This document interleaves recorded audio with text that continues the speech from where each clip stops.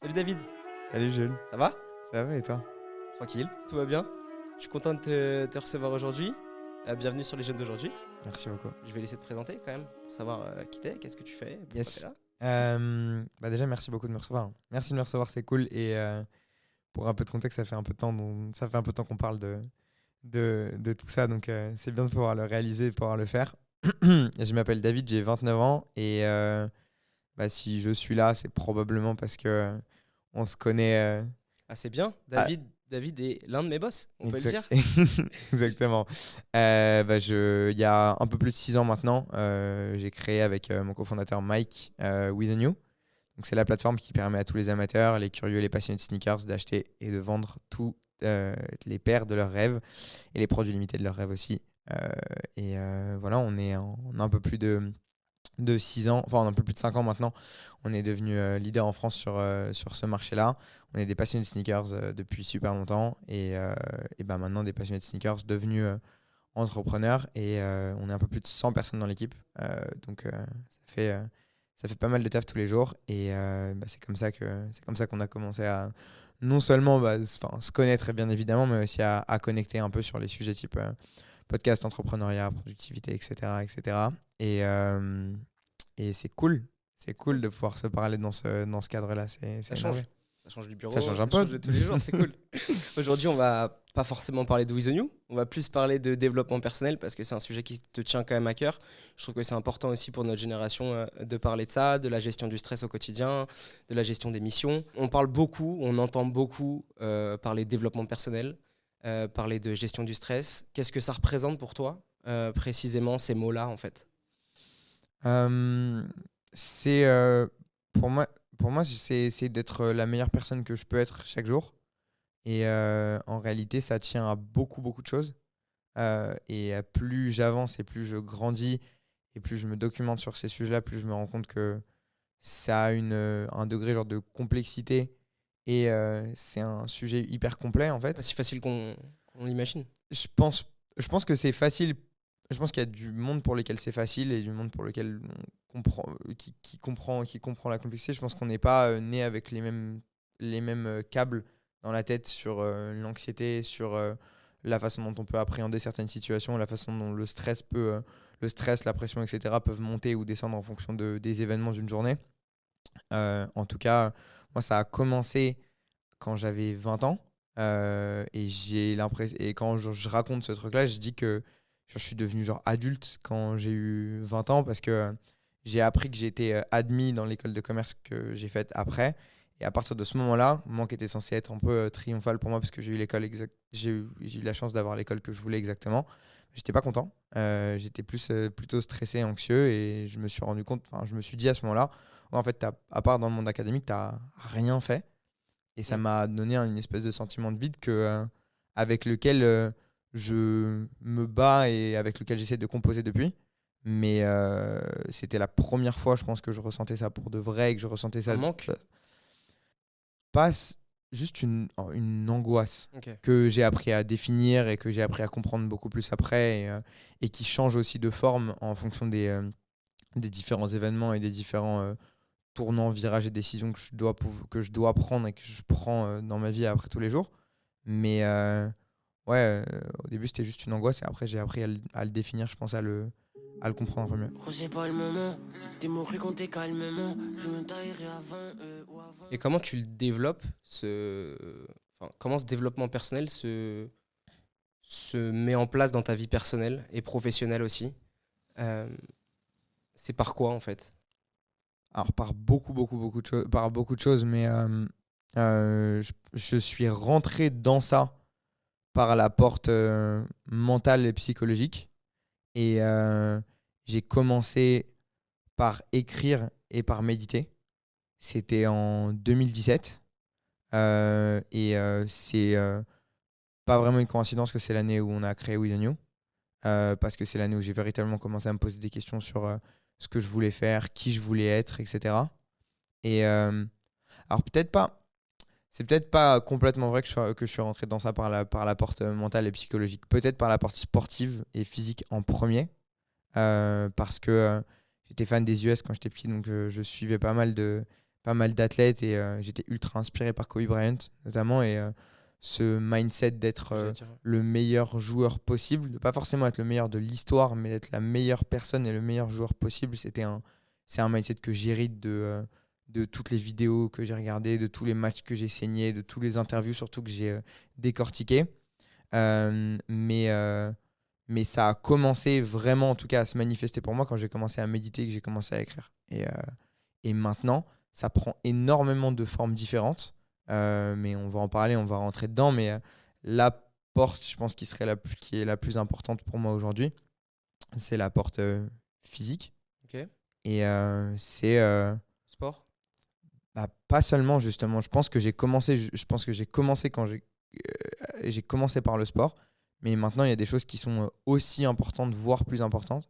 Et peut-être que la première chose, parce que je le vis en ce moment, parce que c'est un des objectifs que j'ai défini comme numéro 1 de cette année. Ça peut être vachement contre-intuitif d'avoir ça comme objectif. C'est de dormir plus de 8 heures par nuit. Ouais. Et parce que je me suis rendu compte que ça me donnait genre des super pouvoirs, quoi. Okay. Je suis moins anxieux, je suis beaucoup plus créatif, j'ai des idées qui viennent toute la journée, je suis beaucoup plus calme et surtout beaucoup plus motivé. Et c'est un truc que je recherche depuis ultra longtemps, d'être motivé, d'avoir le drive d'aller chercher les trucs que je veux tous les jours, parce que j'ai de grandes ambitions et je pense que j'ai des nouveaux goals ou de nouvelles to-do qui s'ajoutent chaque jour, mais comme beaucoup de monde, je pense, qui nous écoute. Et mais pour derrière aller vraiment s'y mettre et le faire, j'ai toujours eu un petit peu de mal. J'ai toujours eu pas mal d'objections, de réserves. Et il faut le dire, hein, de flemme, hein, que je connais comme tout le monde ici. Et c'est pas parce que, entre grandes guillemets, on a réussi quelque chose avec We The New que je n'ai pas l'expérience de ces émotions ou de ces feelings-là assez souvent. Mais en tout cas, une de mes grosses questions, c'est comment combattre ce truc-là, ou alors comment déjà comprendre ce truc-là avant de le combattre. Ok, pourquoi tu as la flemme, d'où est-ce qu'elle vient l'objection, pourquoi tu fais pas ce que tu dois faire. Et de manière un peu, encore une fois, contre-intuitive, je me suis rendu compte qu'un des trucs les plus importants, c'était que je n'avais pas dormi assez les jours où j'étais pas suffisamment motivé. Et maintenant que je fais attention à ça, je vois toute la différence que ça fait. Et c'est peut-être le premier, voilà, j'avais pas des goals comme ça avant. Je me disais pas, ok, mon premier goal, c'est de dormir beaucoup, quoi. C'est le premier truc qui vient. Exactement, mais c'est devenu ça parce que la façon dont je me sens physiquement, elle a, je pense, le plus grand impact sur ma capacité à faire des choses et à faire ce que je dois faire chaque jour maintenant. Et du coup, ça se répercute positivement dans le professionnel? Positivement ou négativement en réalité, parce que tu vois, sur une semaine... Alors, bien évidemment, l'idée, c'est que ça se répercute positivement parce que je dois y arriver. Tu vois, je dois réussir à dormir une certaine quantité de temps, et derrière, c'est pas le seul rituel, c'est pas le seul rituel que j'ai. On va pouvoir rentrer dedans, mais et ça se répercute positivement quand j'y arrive. Mais par contre, sur une semaine comme celle-là, on parlait en off juste avant de la semaine que je venais d'avoir, ça se répercute quasi négativement parce que quand j'arrive pas à dormir suffisamment ou que j'ai pas le temps de méditer ou alors que j'arrive pas à cocher ces cases-là de la façon dont j'ai envie de les cocher en début de journée, Tu te sens pas bien? je me sens différent. Pas bien, c'est quand ça se compound sur plusieurs jours, mais en tout cas, je me sens différent. Je me sens moins connecté, je me sens moins pertinent, je me sens juste moins moi. La misère est belle ici, mais pas dans l'instant où t'apprends des choses. J'ai capté après le pouvoir de ces mots, décrivant les douleurs de maman. Et on parlait tout à l'heure de... Enfin, tu disais tes doutes, etc. quand il y a des moments de stress. Mais quand ça va bien, quand on crée une entreprise, quand on embauche des gens, quand on lève de l'argent, quand on a le parcours que tu as eu et que tu as, à quel moment, comment on fait pour garder, entre guillemets, les pieds sur terre et rester focus pour se dire j'ai fait un truc, c'est cool, mais je peux faire mieux, et continuer d'avoir ce mindset comme au début, de faire mieux et pas de se reposer sur ses acquis, ses lauriers et d'avancer toujours. En toute transparence, je dirais que c'est pas un problème que j'ai eu. Ok. J'ai plus le problème inverse de penser que j'ai rien fait encore. Et c'est un mix, hein, et c'est des trucs qui sont des questions un peu profondes de qu'est-ce que je cherche à prouver, quel genre de validation je recherche, etc. Et je pense que j'ai pas de problème à le dire ici parce qu'on est en train d'en parler. je suis en thérapie pour ça, enfin en partie pour ça. Euh, et, euh, et, et même en dehors du cadre thérapeutique, j'ai beaucoup de conversations avec les gens qui sont les plus proches et les plus importants pour moi dans ma vie sur ces sujets-là. Mais je pense pas que j'ai ever eu le problème de me Grosse reposer tête. sur mes lauriers ou de prendre la grosse tête. Et d'ailleurs, je pense qu'un des gros facteurs de succès de We The New jusqu'à maintenant, c'est que dans les valeurs de la boîte, parce que c'est aussi dans nos valeurs à nous, à Mike et à moi, et on se retrouve beaucoup sur ça, on a, je l'espère en tout cas, une humilité qui est encodée, quoi, qui est vraiment qui est dedans et qui, je pense, bougera pas malgré les succès malgré déjà les succès qu'on a pu connaître jusqu'à maintenant et malgré les succès que j'espère on va continuer à connaître. L'idée, ça a toujours été comment on fait mieux et comment on fait plus aussi, mais ça peut être c'est un risque et un danger parce que du coup, c'est un peu panier ou tonneau percé et t'es jamais véritablement heureux ou fier Oui, ou c'est la course satisfait de ce que tu as réussi. Tout ce que je pratique pour ma santé mentale et émotionnelle, ça me permet de calmer un peu ma tête et de me dire, ok, c'est très bien ce que tu as fait. Et si je devais terminer ou dire un truc qui est un peu conclu la façon dont je pense sur ça, c'est plus je vais bien, plus je me rends compte de ce que j'ai accompli.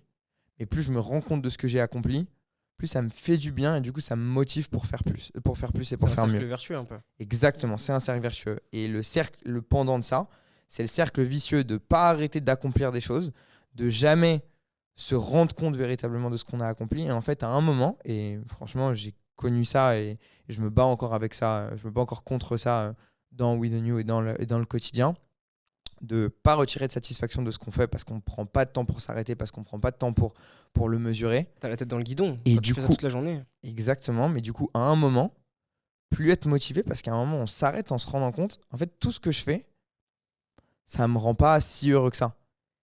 Et une fois que tu commences à te poser des questions et à vouloir optimiser pour ton bonheur, Mm. et ben, accomplir des choses à un moment, quand t'es pas dans le bon mindset, ça te plaît plus. Parce que tu es là, ok, bah, en fait, j'ai accompli ça, j'ai pas été content, j'ai accompli ça, j'ai pas été content. Donc finalement, à la fin, au moment où tu te poses vraiment la question, qu'est-ce que j'ai envie d'être, et que la réponse est j'ai envie d'être heureux, bah, tu te dis, est-ce que c'est vraiment accomplir des choses dont j'ai envie? Et je pense que la réponse, ça reste oui en partie, mais en se rendant compte que on est quelque chose et pas seulement qu'on fait des choses. Genre. Et du coup, c'est quoi ton goal ultime? De te dire, bon là, vas-y, j'arrête. De te dire là, j'ai entre guillemets plus rien à faire derrière. Plus rien à faire derrière, je pense que ça n'existera pas. Ouais. Euh, parce que j'essaie d'être vachement honnête sur ça. Et surtout que d'être genre compris ou d'être ultra clair sur ce truc-là. Tous les jours, tous les jours, j'ai des nouvelles choses auxquelles je pense. Et c'est un truc pour lequel je suis super reconnaissant. Je sais que c'est pas forcément normal ou propre à tout le monde de tous les jours avoir des ambitions qui se rajoutent et tous les jours se dire ah putain mais en fait il y a ça ce truc là et j'aime vachement ce truc là, j'aimerais vachement être number one dans ce truc là ou j'aimerais vachement faire quelque chose dans cette industrie là ou faire quelque chose de ce côté là, etc. C'est infini. C'est infini, en tout cas pour moi c'est infini. Donc pour répondre à tes questions, je pense pas qu'il y aura de moments où je me dirai ok je suis 7. Mm. Alors je suis 7, je peux ne plus rien faire et je peux rester heureux. Par contre, l'objectif, c'est de se sentir bien chaque jour. Et se sentir bien chaque jour, c'est un vrai c'est un vrai challenge. Et on est entre guillemets à un bon moment pour parler de ça parce que ça fait 3 semaines que l'été a terminé, ça fait 3 semaines que l'été a terminé pour moi, que j'ai pris un break et que je suis ressorti de l'été avec plein de nouvelles règles pour moi, plein de nouveaux rituels, plein de nouvelles choses qui me permettent d'aller bien chaque jour ou d'aller un peu mieux chaque jour. Mais il y a des moments l'année dernière ou lors des années précédentes depuis la création de We The New où c'était un challenge quotidien que j'ai pas peur d'admettre que je perdais la majorité des jours parfois, de me sentir bien et d'aller bien tous les jours. Est-ce que tu penses que c'est pas trop? Parce que c'est pas des règles que tu t'imposes, mais c'est je sais pas, comme des challenges que tu t'imposes au quotidien. Est-ce que tu penses que c'est pas trop et que des fois tu te dis pas, voilà, je me donne trop de contraintes, même si je pense que pour toi c'est pas des contraintes. Je parle d'un avis extérieur, hein, je le pense pas forcément. Est-ce que tu peux pas te dire des fois, là, je suis en train de vouloir trop me régler sur certains trucs. Je te parle du sport, je te parle de la bouffe, je te parle de tout ça. Est-ce que tu te dis à un moment, c'est pas trop, je suis pas en train de m'auto fermer, tu vois, sur certains trucs. En fait, le but, c'est d'être libre. Hmm.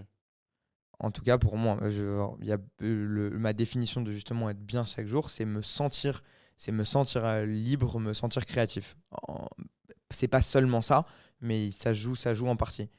Et en fait, ces règles et ces rituels que je mets en place, j'ai plutôt l'impression qu'ils me libèrent plutôt qu'ils m'enferment. En gros, certes, ça me prend du temps dans la journée. Certes, c'est des en trucs. mode, c'est pas une contrainte. Ah, c'en est une. Non, non, non, c'en est une. C'est pas moi qui le tourne. C'est pas moi qui le tourne en mode. C'est vraiment l'impact que ça a sur moi.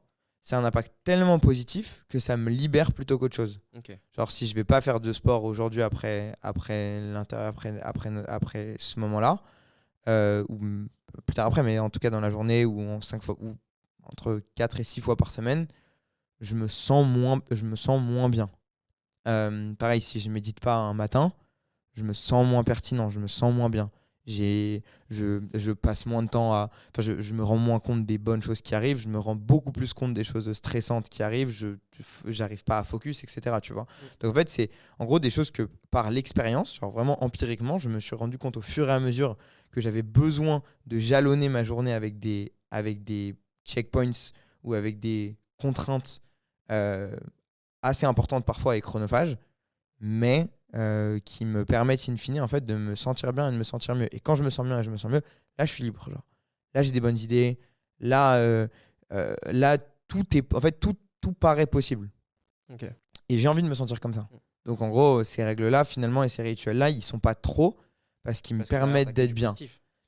Mais le but peut-être, une fois que je les aurais fait pendant des années et tout ça, c'est de pouvoir aussi jouer avec. De pouvoir se dire, ok, en fait, je suis pas aliéné à ces habitudes-là, mais je me sens suffisamment bien pour me dire, ok, I can take a day off. Genre, je peux prendre une journée off, je peux prendre même plusieurs jours off parce que je suis en vacances, par exemple, et le job que la méditation fait habituellement, il est fait par le soleil, la chaleur, le fait d'être avec mes amis, le fait d'être avec ma famille ou avec les gens que j'aime, quoi. Donc, c'est un équilibre, mais je les considère pas comme je les considère comme des contraintes, ouais, mais je les considère pas comme des trucs qui m'enferment. Question un peu plus déprimante, enfin pas déprimante, mais on sait on met souvent en valeur quand ça va, quand on réussit. C'est ce qu'on montre souvent aux gens, même tout le monde sur les réseaux. On aime bien montrer quand ça va, mais moins bien quand ça va pas. C'est quoi tes tips ou qu'est-ce que tu fais quand là, je te dis un truc, un exemple, un problème de boulot que tu n'arrives pas à gérer, tu as un problème perso que tu n'arrives pas à gérer, tu es surmonté par une situation. euh, je pense que tu vas me dire que méditer, ça t'aide aussi, mais est-ce que tu as d'autres trucs? Ouais, c'est chaud là, en ce moment-là, c'est pas ouf.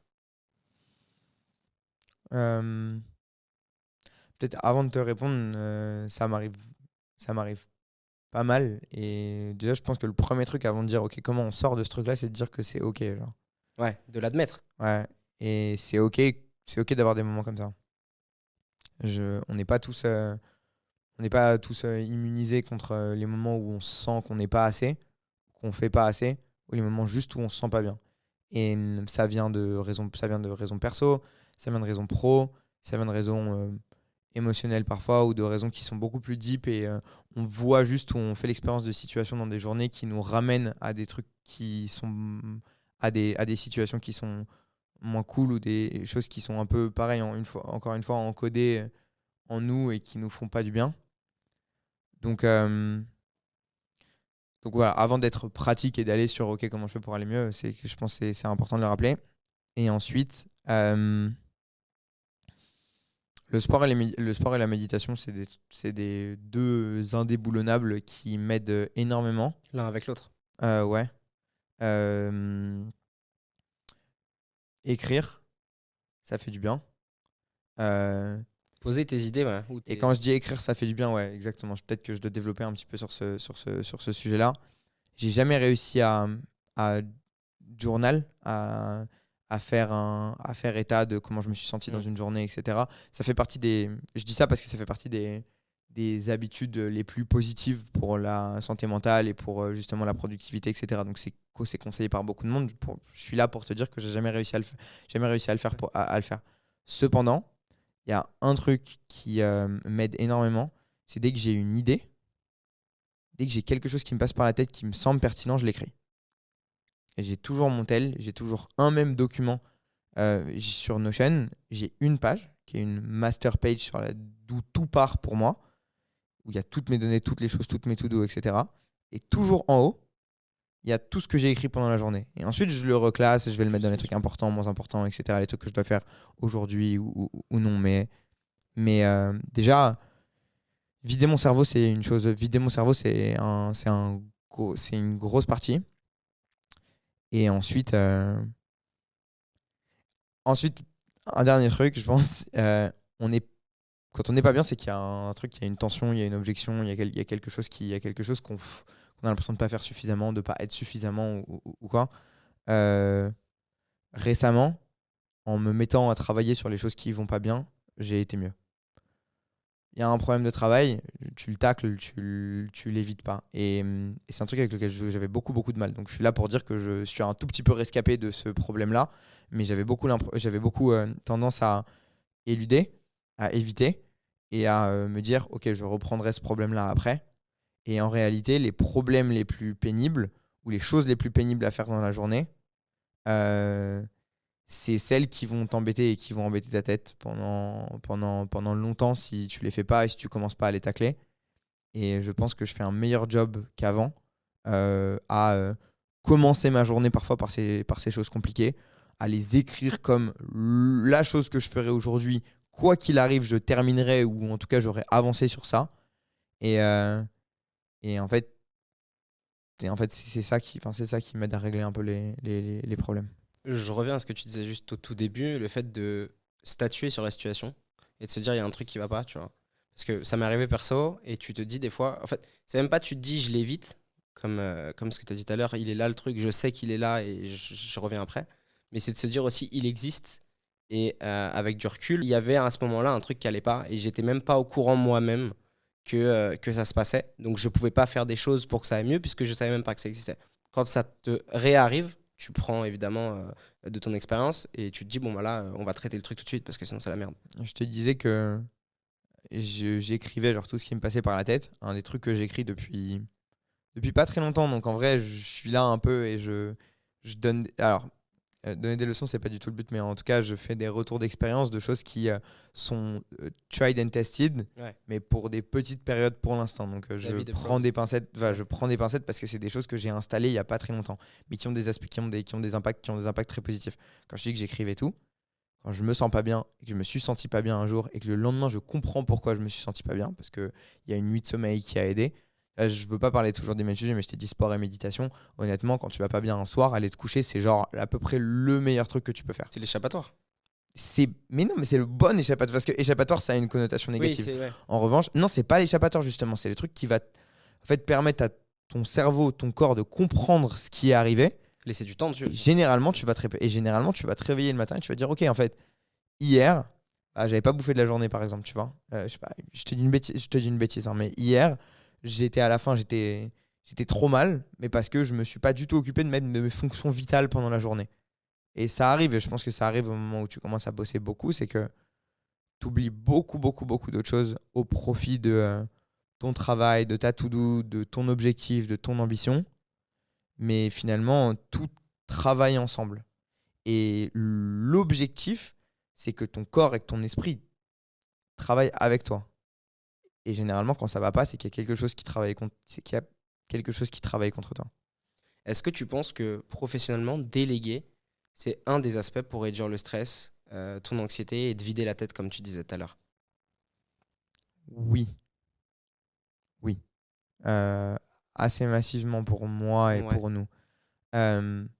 Donc je fais attention encore une fois quand je dis ça parce que ça peut aussi créer pas mal d'anxiété, particulièrement quand on est perfectionniste ou en tout cas qu'on a le sens de l'attention au détail, le sens du détail, de déléguer parce que il faut accepter quelque chose d'assez difficile à accepter, c'est que la tâche sera jamais faite à 100% comme on l'aurait faite.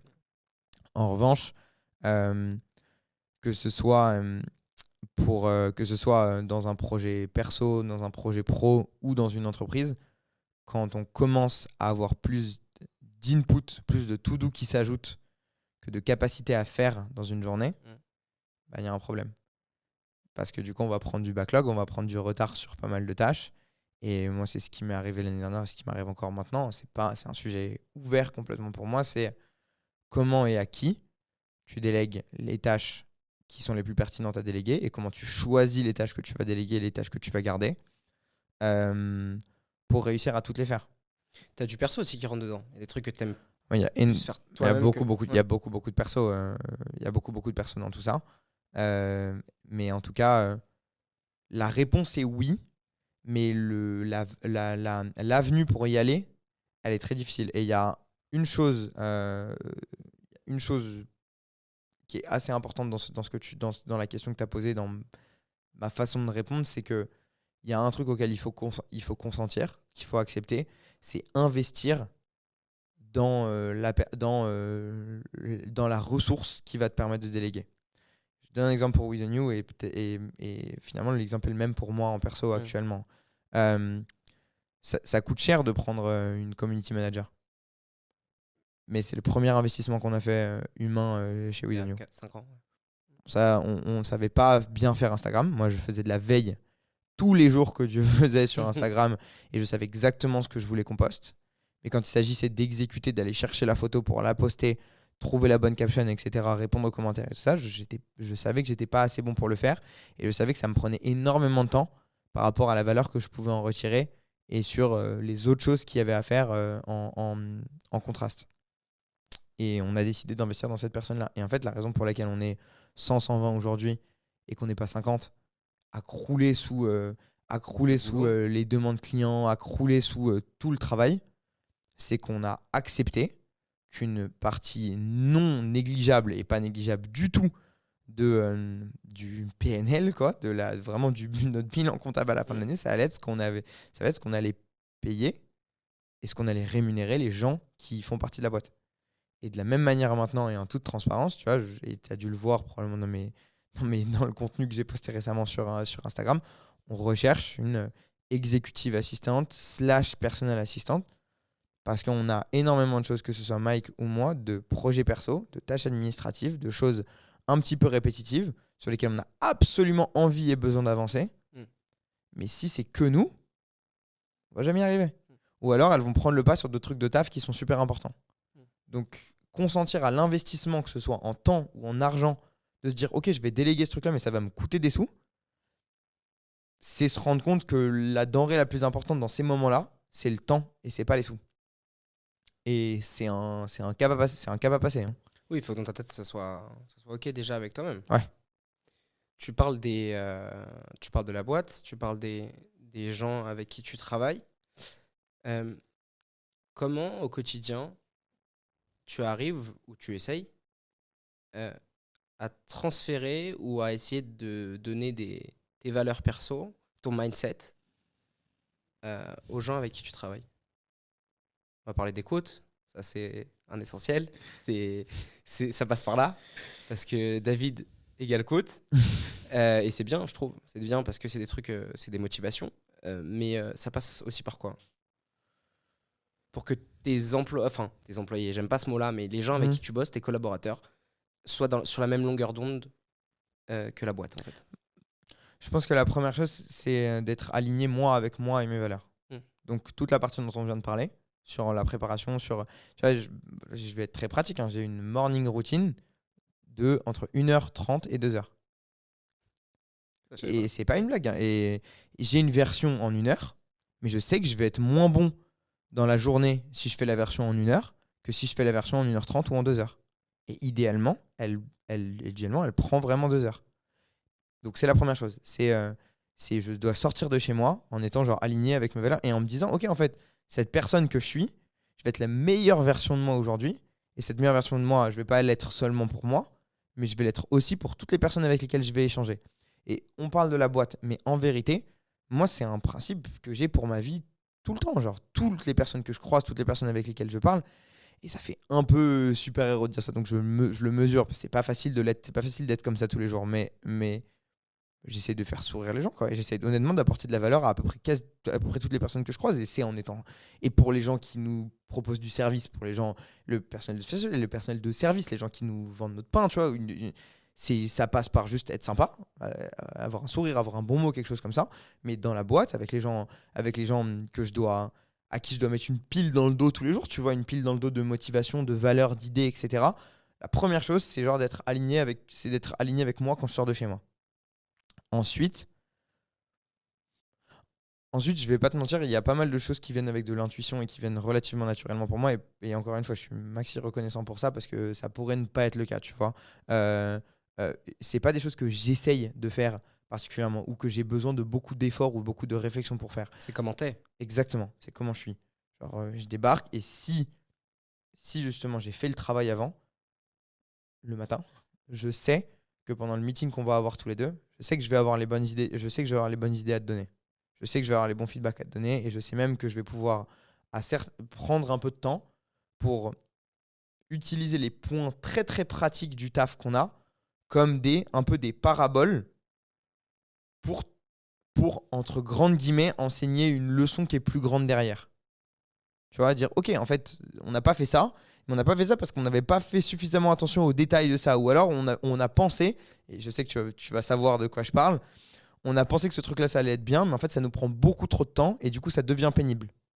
Viens, on raccourcit ce truc-là pour que ça ajoute de la valeur aux gens à qui on cherche à ajouter de la valeur, mais qu'en même temps, nous, ça nous prenne pas trop de temps, d'énergie, et que ça puisse être un truc qui reste productif et efficace pour nous. Donc voilà, en gros, et pour terminer sur les quotes, parce que tu veux absolument que j'en parle, mais tu as raison.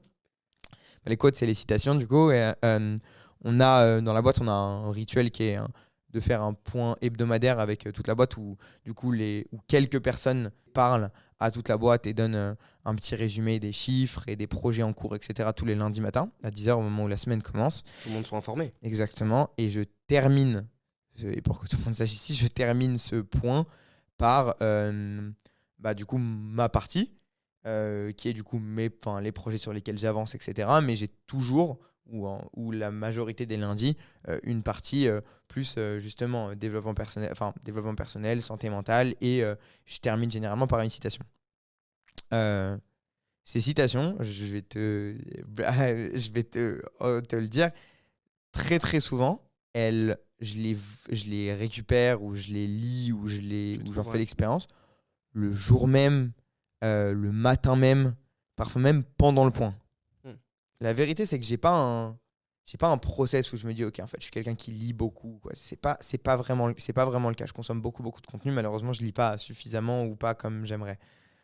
Mais il y a des choses qui résonnent. Il y a des choses qui résonnent parfois, et en fait, à partir du moment où tu sais qu'elles résonnent, à partir du moment où toi, t'es aligné où je suis aligné avec mes valeurs le matin et que ces choses-là, elles résonnent pour moi, je sais qu'en fait, j'essaie d'être l'âme en fait de la boîte un petit peu, ou en tout cas que ma personne et que mes valeurs, elles transparaissent dans le travail qu'on fait derrière. Donc dès que je lis un truc auquel je relate moi particulièrement et que je sens pour moi et que je sens applicable et cohérent et pertinent pour moi, j'ai envie de le partager. C'est d'ailleurs ce que tu m'as dit quand on préparait l'interview, le podcast. Tu m'as dit, on en a parlé avant l'été, tu m'as dit j'ai pas envie de parler pour l'instant de sujets perso parce que j'ai envie de me ressourcer, de prendre l'été pour être tranquille, pour après pouvoir être honnête, quoi, en fait, être toi-même. Ouais.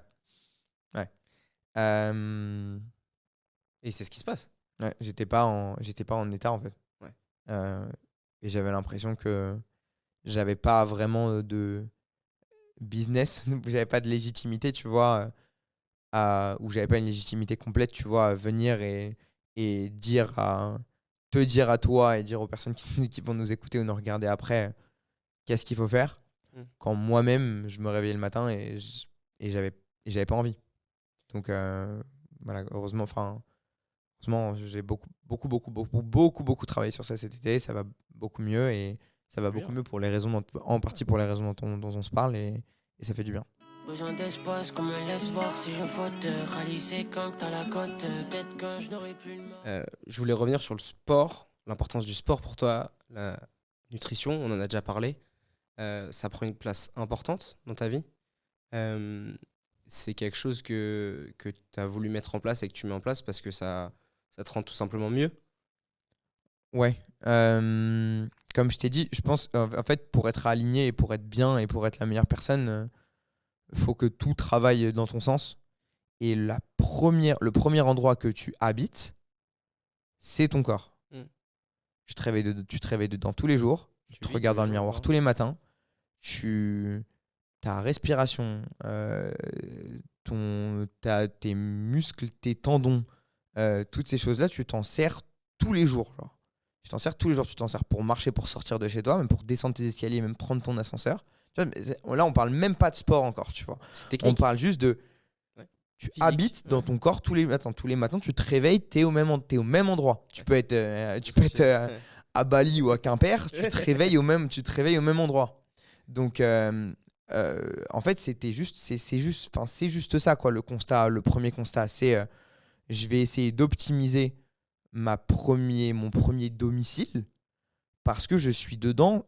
Je suis dedans plus de 18 heures par jour. Après, tu dors pendant 16 heures par jour. Puis après, tu dors pendant le reste, quoi. Mais même pendant que tu dors, en fait, c'est ce que tu as mangé. C'est C'est pour ça que tu donnes autant d'importance. voilà, c'est le poids que tu fais. C'est est-ce que tu as mal au dos ou pas. Tu vois, il y a plein de choses qui vont, en fait, t'es 24 heures sur 24, tu es dans ton corps. Donc, pour revenir un peu au sport et à la nutrition, la nutrition, c'est la métaphore la plus simple du monde, hein, mais c'est l'essence que tu mets dans ton moteur, quoi. Donc, si l'essence est pas bonne, si le carburant est pas bon, tes idées, ton output derrière, il est pas bon. Donc, ta motivation, ta santé, ce que tu as envie de faire chaque jour, tes idées, etc., elles seront moins bonnes. Donc, apprendre au moins les bases de la nutrition, c'est ultra important. Et aussi se rendre compte des particularités aussi que ton corps peut avoir ou des besoins que ton corps peut avoir par rapport aux gens. Je pense que c'est des trucs que tu peux faire, des trucs que tu peux aller voir un médecin pour faire si tu n'as pas de la connaissance, mais c'est aussi des trucs que tu peux bouquiner et avoir comme info relativement fiable assez facilement tout seul. Donc c'est des trucs qu'on est capable de faire solo. Et je me suis rendu compte de l'impact que ça avait. J'ai changé complètement mon alimentation autour de ça. Et juste, je me sens mieux en fait.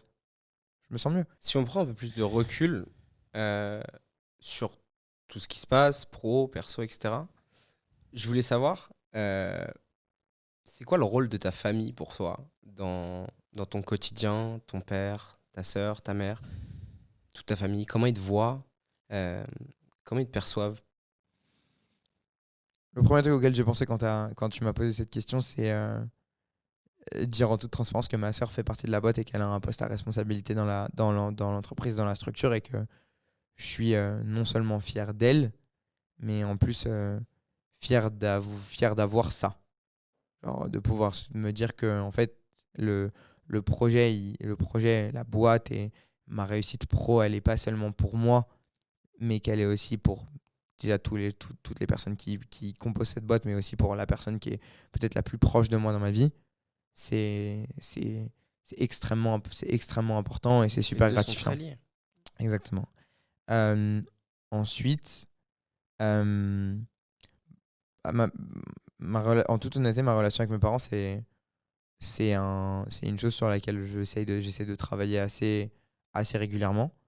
Je pense pas qu'elle soit parfaite, mais j'ai eu la chance d'avoir des parents qui m'ont soutenu et qui ont cru en moi pour de vrai, et qui m'ont donné surtout la liberté en fait de croire en moi. C'est pas seulement eux qui ont cru en moi, ils m'ont aussi donné la liberté Te laisser de faire. moi croire en moi et de me laisser faire. Mais voilà, il y a des, sans aller trop deep dans ça, sans aller trop sans être trop forcément spécifique dans ça, il y a des événements dans une famille qui arrivent dans énormément de familles, mais qui à tout âge ont des répercussions sur la relation que tu peux avoir avec tes parents, sur comment tu les considères aussi, et qu'elle rapporte à eux, que ce soit au quotidien ou que ce soit de manière plus profonde. Et Et en vrai, il y a quelques mois, je me disais que ma relation que je peux être sévère, hein, mais très imparfaite avec mes parents, elle, elle avait des conséquences elle avait des conséquences dans le fait que je me sentais pas très très bien. Et cet été, j'ai eu la chance de passer entre cet été et la fin de l'été du temps pas mal, un peu de temps en fait avec mes deux parents et je les aime beaucoup beaucoup et s'ils nous écoutent, je les embrasse très fort. Euh, et de réussir à améliorer cette relation-là et améliorer aussi moi le rapport que j'ai avec cette relation-là. Je le prends perso aussi, parce que Tu vois. j'ai Et, la même envie. et c'est très proche, quoi. C'est très personnel. Donc en fait, ça touche très très vite des cordes très sensibles. C'est très vite de la culpabilité quand tu n'as pas une très bonne relation. Il y a très vite beaucoup de choses qui rentrent en jeu, qui rentrent pas forcément en jeu dans les autres, dans les autres relations. Ou en tout cas de manière moins aiguë, moins rapide, moins sévère, quoi. Donc, Ils sont fiers de toi aussi. Moi, j'ai un souvenir des 5 ans, d'anniversaire de l'année dernière, où je vois ton père pleurer et tout. J'étais trop content. Ça m'a fait trop plaisir, tu vois. Je trouve ça génial. Ouais, Bah, je c'est les trop aime bien. beaucoup. Bah Je les oui. aime beaucoup. Ils sont top pour moi. Ils ont toujours été là. En fait, il y a un truc voilà, pour lequel je suis Reconnaissant? Ouais. reconnaissant et j'ai beaucoup de chance. C'est que je peux appeler mes deux parents. Et on n'a pas tous la chance, ici, tous cette chance ici, que ce soit par des relations, que ce soit par des parents qui sont plus là, d'appeler mes parents quand j'en ai besoin. Et ils seront toujours là.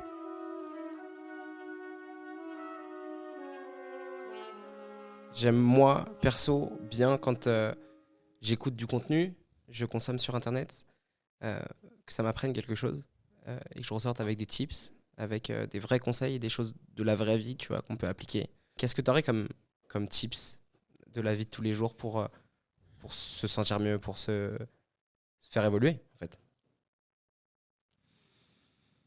Ce que tu as fait, ce que tu m'as dit déjà, tout ce qui est méditation, tout ce qui est sport. Non, mais d'abord se poser la question. Mm. Parce que moi, je peux dire des choses, Oui. mais ça aura jamais autant de valeur que si une personne qui nous écoute là se pose la question. De quoi j'ai besoin? Qu'est-ce qui va pas? Qu'est-ce qui va bien? Quand est-ce que je suis bien? Avec qui je suis bien? Quand est-ce que je suis pas bien? Avec qui je suis pas bien? Tu vois, moi je peux avoir des trucs, enfin en gros c'est des besoins physiques, ce dont j'ai parlé c'est limite des besoins physiques, tu vois, qui changent, genre ok bah moi j'ai besoin de dormir plus, donc forcément je peux conseiller de dormir plus parce que je pense que c'est ultra important. Donc si on attend un conseil, si t'attends un conseil pratique ou qu'un conseil pratique, un des premiers trucs que moi j'ai fait qui a vraiment changé ma vie ces dernières semaines, c'est de dormir plus et de dormir mieux. Passer moins de temps sur mon écran, méditer le matin. Trois choses qui sont super importantes. Mais en réalité, je pense, le meilleur conseil que je peux donner, c'est vraiment que tout le monde se pose la question. Qu'est-ce qui me manque? Tu le sens en fait. Statuer, poser des mots dessus, poser des... Et surtout ton corps et ta tête, ils te donneront des réponses. Elles sont peut-être un petit peu loin, elles ont peut-être besoin d'être écrites, elles ont peut-être Mettre besoin du temps, de, ouais. t'as peut-être besoin de taper pas mal à la porte de ton corps ou de ta tête pour avoir ces réponses, mais à la fin, elles arriveront, genre. Donc, se poser cette question-là avant de rentrer dans les trucs thermoformés, tu vois. Pratique, ouais. Pendant super longtemps, j'ai essayé de faire toutes les bonnes habitudes, les machins et tout. Et en fait, j'avais juste besoin de, enfin, pas juste, mais j'avais Prendre du besoin de recul. dormir plus, quoi. Tu sais, tu sais, tu rentres dans un truc et t'es là en mode, ok, je vais faire ça tous les jours, je vais faire du sport tous les jours, etc. Parfois, t'oublies les trucs t'oublies les trucs qui sont super sommaires et qui sont juste propres à toi, tu vois. Donc, voilà, vraiment, enfin, même si ça fait un peu conseil vide, se poser la question, commencer à l'écrire, commencer à vraiment un peu le graver dans le marbre, quoi, parce que écrire quelque chose, et rien que sur une feuille de papier, c'est poser des mots sur quelque chose et ça ancre beaucoup, bah, que ce soit les problèmes ou les solutions qu'on va y trouver. Je suis très content de cet échange. Merci beaucoup. Merci à Tu toi, Jules. voulais parler d'autre chose? Je sais pas. Je suis Non, très très content. je sais qu'on est en temps limité, Mais merci en tout cas d'être venu mais voilà, j'ai sur essayé. ce podcast. Enfin, merci à toi encore une fois. Je pense que ça a fait le job qu'on voulait que ça a fait le job qu'on voulait que ça fasse, donc je suis très content. Ça m'a fait du bien. Et je suis super content d'avoir partagé ce moment, donc j'ai rien à ajouter. On aurait beaucoup de choses à ajouter, je pense qu'on pourrait parler longtemps. On fera. C'est quoi? Si, if you'll have me again. Oui. On peut parler de sujets beaucoup plus précis et beaucoup plus longs. On fera le follow-up de ça. Mais merci beaucoup. C'est trop bien, je suis trop content. Je te laisse outro. Merci de nous avoir écoutés. Vous pouvez écouter aussi cet épisode en format audio sur les plateformes de streaming et aussi sur YouTube. Je vous invite à vous abonner aux réseaux sociaux, à la chaîne YouTube, à en parler autour de vous, à partager. C'est ce qui fait évoluer le projet. Je voulais remercier aussi Von Dutch qui nous ont envoyé des produits. Donc c'est très cool. Ils ont pas mal de choses qui arrivent. Donc je suis très content. Je suis pas payé pour dire ça, mais je fais une petite dédicace. Et une deuxième dédicace à Podspace qui nous accueille aussi. Je suis pas payé non plus. Merci à eux. J'ai payé pour venir. Mais je suis très content parce que c'est deux jeunes qui ont créé ça aussi. Donc je trouve ça cool de montrer et de faire participer des jeunes dans le projet. C'est dans l'idée des jeunes d'aujourd'hui. Donc voilà, bravo à eux, merci. Et puis on reviendra peut-être pour Merci à toi, Jules. prochaine émission. Merci beaucoup. Je rêvais d'être pépé, yeah.